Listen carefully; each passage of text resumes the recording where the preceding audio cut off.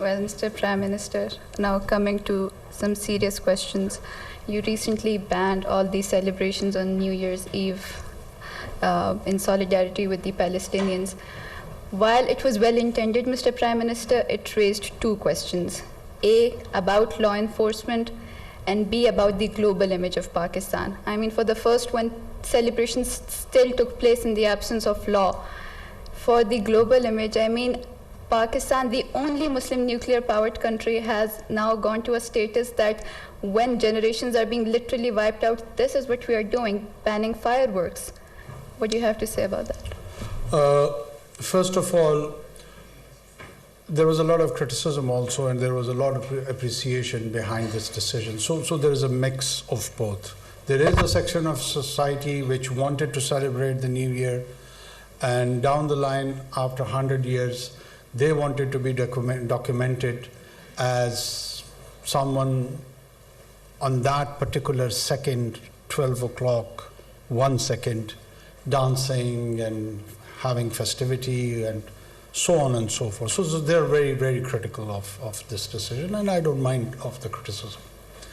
Our intention first was to highlight that in the global community, particularly on the Western Hemisphere, that there is a nation of 240 million people who officially has distanced itself from the festivity because of the kind of the genocide which is being committed by this apartheid state of Israel, which is brutal, which has applied a disproportionate force, whose existence is also at question, but they are expressing this brutal, are displaying the force of this brutality in a very, with impunity.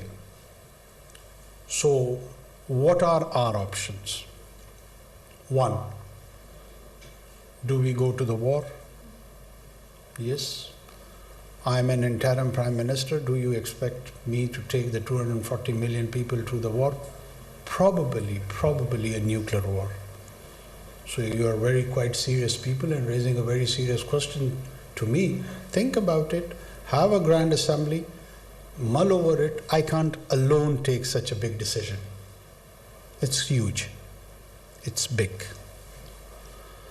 Should we go to war? I mean, in my personal opinion, I'm a very aggressive and a jingoistic person. Maybe I would say yes, but don't listen to me. War has implications. War is not a joke. What we have done, we have exploited the forum of OIC, we have exploited other international forums, we have been engaging with Western diplomats, particularly the US diplomats, Brits, Europeans, and clearly enunciating them, telling them that if such behavior continues, it would be responsible for radicalizing the entire 1.4 billion Muslim population throughout the globe, within West and over here, Middle East, North Africa, anywhere.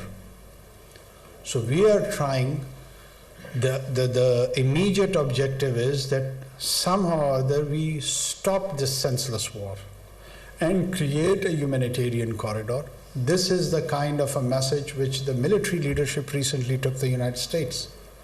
And we were quite clear in our opposition and our condemnation and our commitment towards Palestinians. Is it wise on this occasion to initiate a war? And who are you, me, and anyone else who feels so passionate about Palestine and its cause? We have not lost a finger in this war, this single finger. There are 9,000 children have been killed. Let them decide. There is no need to be heroic over here in this peaceful, cozy environment. And just thinking that, oh, I'm so heroic, that because I stand with the oppressed one. It's very good. It's very good, but they are the one who are suffering, they are the one who are facing. Let's take this question first to them, that whether they are willing to take this war and in which direction. Over here they are calling conferences and seminars and speaking with all their rhetorics. I completely understand. I am more radical than all these so-called people who play on these rhetorics. But I try to control my populist tendency. These are very serious. Is there any idea to all of them that what is the situation of Zionism, what is the link to a Judaic religion, how is Palestine already agreed to the historical, 22% of the Palestine to the historical existence of Palestine already. The whole world is talking on the pre-1967 border line with Al-Quds as its present. But here in Lahore or Islamabad, they are addressing the seminars that no, we don't want to accept this and we will never agree to it. Who are you? Have you identified yourself? Who are you? Are you Palestinians? Are you going to reside there?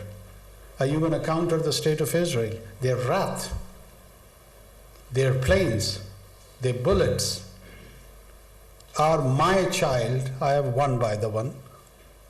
Am I willing to risk his life for this? Or all these who are addressing these conferences? What are their credentials? Primarily it is their right.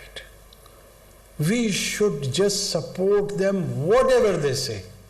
We should be on their side no matter what.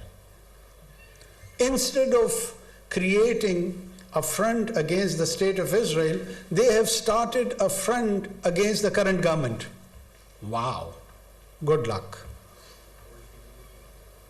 Great. I get baffled.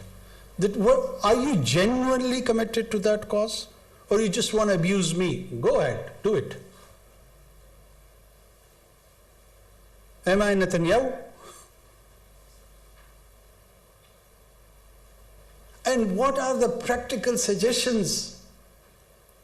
1.4 billion Muslims are pondering and thinking about this challenge.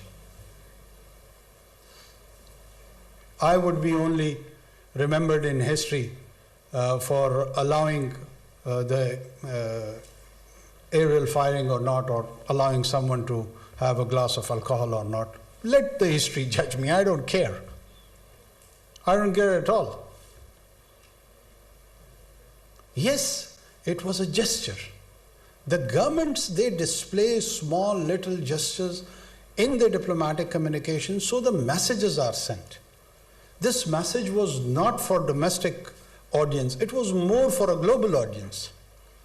And there was a huge criticism on that account, so let it be. But sir, the criticism, as you rightly pointed out, there can be some justification for that. Why it's mere ceremonial? We could have done something. Like? Why didn't we call out those who are supporting the genocide? They are our allies. Why are we silent and not naming them? The kind of confrontation we have done with Western diplomats, problem is that I am bound by certain laws that I can't make it public. The kind of passionate and full of emotions, and at times, I'll just give you one small example. Few Western diplomats said that Pakistan should have a balanced view of the crisis in the Middle East, as the Israeli children, they have also been killed. So I asked him that, okay, Excellency, can you, in order to address the anger of the Israelis, which according to you also deserves attention. So can you give us a number? How much children do you need to kill so that the Israel anger gets satisfied? 50, 100, 2, 3,000, 2? We just want to have a number. And they were speechless. So of course we do challenge them, confront them, but we cannot make all those things public. For the diplomatic reasons, for the reasons which is known and documented in the statecraft. How do you do statecraft? You don't bring such conversation to the public. And I cannot bring whole of it. I can refer that, well, I had a very strong position vis-a-vis Middle East with diplomats. But I cannot produce it to the public that this is what I have said and these are the sort of replies we have got. No government does that. So why should our government do that?